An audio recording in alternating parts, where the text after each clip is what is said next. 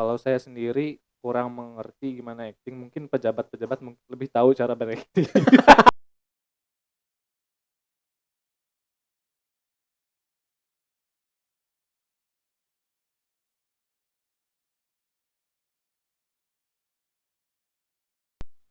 Halo teman-teman, selamat pagi, selamat siang, selamat sore, selamat malam. Perkenalkan nama aku Adam. Dan nama aku Mikel. Jadi ini podcast pertama kami di channel YouTube aku. Jadi kami akan membahas semua yang ingin kami bahas lah intinya lah. Tapi hari ini kami ingin membahas tentang sebuah film dari tokoh superhero DC favorit kami sepanjang masa, yaitu apa? The Batman. Iya, jadi ini kemarin baru keluar ya filmnya 2 bulan yang lalu lah. Tapi sekarang mau kita bahas 2 bulan setelahnya. Ya aneh sih sebenarnya, cuman kan karena kita memang suka banget gitu sama tokoh superhero ini, jadi makanya kami ingin membahasnya walaupun sudah agak terlambat. Ya gitu kan? Ya, begitulah sepertinya. Oke. Jadi kita mulai ya. Jadi dari latar belakang film ini itu bagaimana sih? Jadi awalnya sih itu Ben Affleck yang membintanginya. Jadi Ben kan Affleck. setelah ya Ben Affleck namanya. Jadi kan setelah event Batman vs Superman tahun 2018 dulu, itu kan harusnya ada ya film solo dari Ben Affleck. Cuman karena katanya sih gini, dia tidak sanggup jadi produser, sutradara, penulis. Jadi akhirnya dia menyerahkan proyek ini ke orang yang lebih pantas. Ternyata Warner Brothers memilih Matt Reeves sebagai sutradara film ini. Dan Oh akhirnya iya ya, I see, I see. dan akhirnya yang terpilih itu yang jadi membintanginya adalah Robert Pattinson. Nah, gimana menurut Robert Pattinson tuh yang Twilight itu ya? Iya, yang Twilight, yang Oh, Dracula itu, yang di versi Indonesianya apa itu? Yang GGS. Iya, GS. Anjir. Lucu banget. Jadi kan aktingnya ya gitu-gitu aja kan dulu kan. Cuman kan kita aku sih nggak ngikutin gitu aktingnya apa Robert Pattinson ini. Jadi kita buta sekali gitu kan istilahnya kan melihat aktingnya Robert Pattinson ini bagaimana gitu. Nah, kemudian dari sinopsisnya gimana sih kalau menurut aku ya, ini bukan sinopsis tapi dari yang aku tonton di sepanjang film. Jadi itu eh, awalnya itu kan dari pembunuhan wali kota Gotham City kan secara misterius, di mana yaitu calon wali kotanya dibunuh secara sadis oleh seorang apa penjahat ya, mungkin bukan penjahat sebenarnya, dia itu sama seperti Batman itu. Riddler. The Riddler ya. Apa sih gimana sih ucapannya? Gimana? Nggak bisa nyebut. The Riddler apa? The Riddler. Riddle. The Riddler ya. Riddle. Artinya kan bertanya kan ya, tanda tanya gitu. Ya.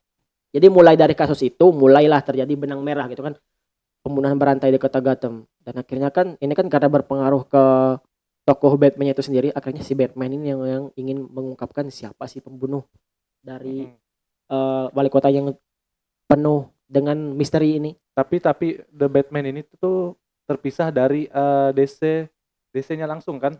Ya, Bukan terpisah. ke kayak Justice League beda ya? Beda.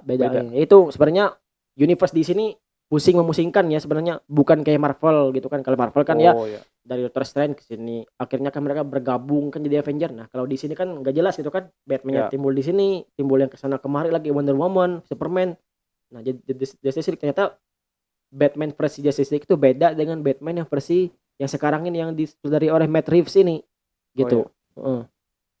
Kalau Terus dari sinopsis aslinya ini ceritanya masa-masa tentang kayak awal Bruce Wayne itu masih baru ya, baru 2 tahun kalau nggak salah. dimana awal-awalnya orang tuanya dibunuh ya, terus dia jadi yatim piatu dan diasuh oleh Uncle Jack mungkin.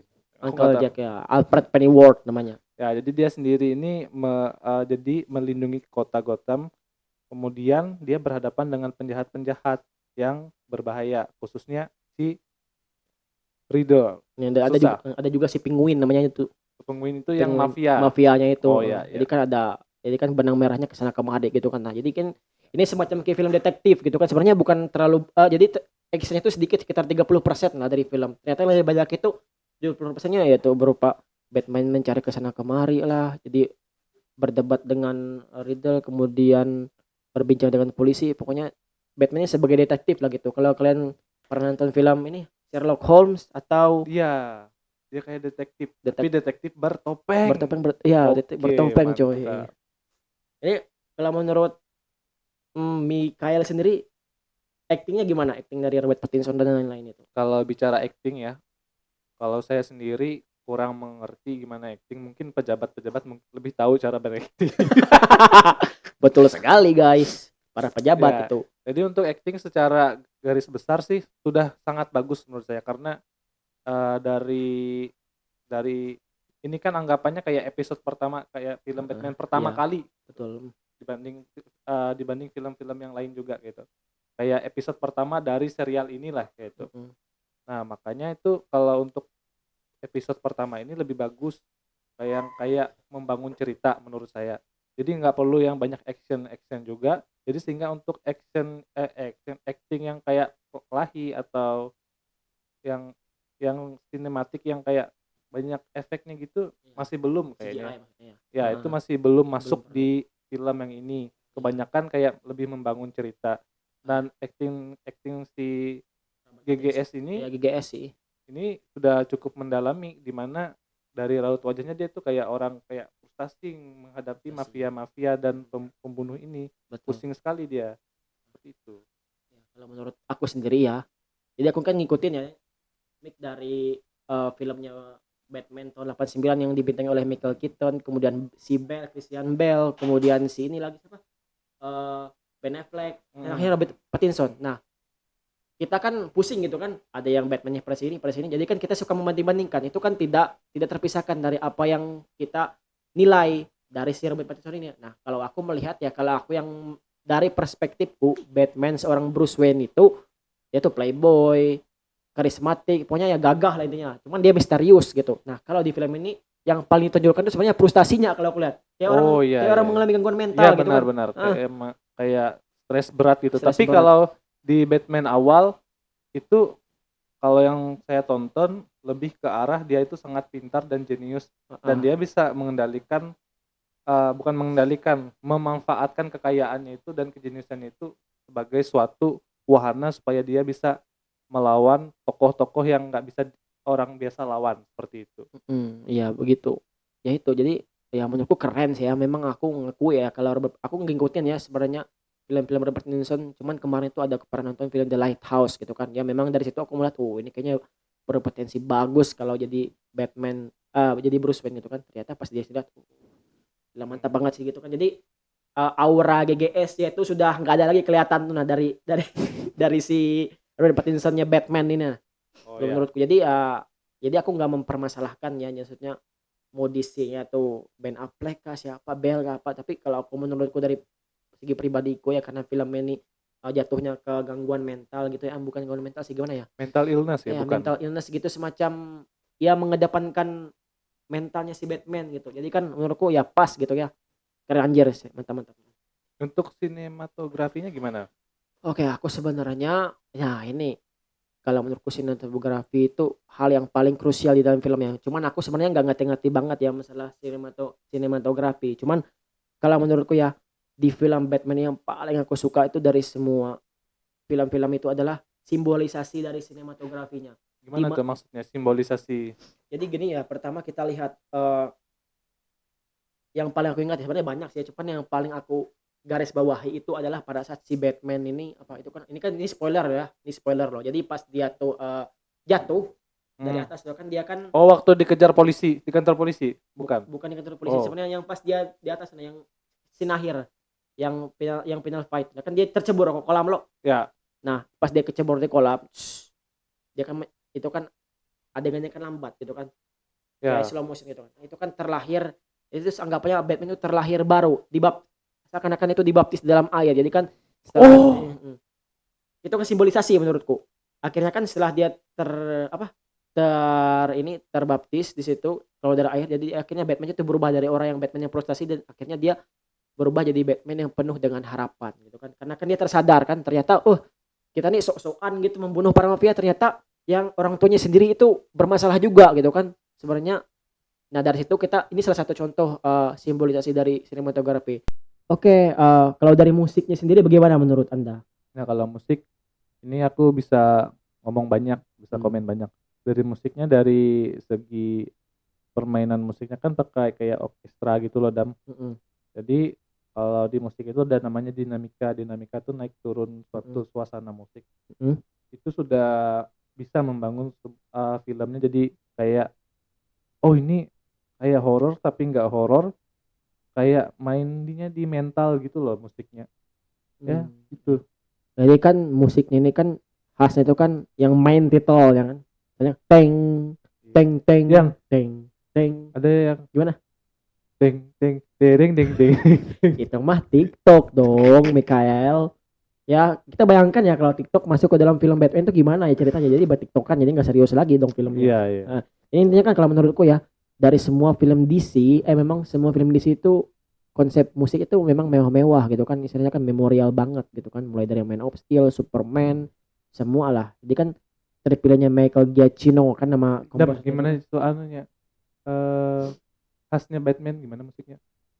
Teng Teng Teng ya beda-beda ya kalau Oh, film-film beda-beda. beda-beda itu kan. Ini kan Michael Giacchino ya kan komposernya itu kan. Menurutku pemilihan seorang Michael Giacchino sebagai komposer filmnya ini itu udah tepat gitu kan. Kan dia kan pernah ini mau bawain filmnya Planet of Apes, terus Spider-Man itu kan bagus banget kan, keren gitu kan istilahnya scoring musiknya. Nah terus kalau dari alurnya itu sendiri gimana menurut Anda? Apakah mudah dipahami atau gimana? Untuk mudah dipahami atau enggak, sebenarnya cukup mudah, tapi enggak juga cukup mudah. Gimana tuh konsepnya, Babang Tampan? Gimana? Karena kalau mau memahami filmnya ini sendiri, kamu harus nontonnya kurang lebih 2 jam tuh kan. Harus benar-benar fokus gitu. Jadi agak susah juga sih memahaminya. Agak berat seperti itu.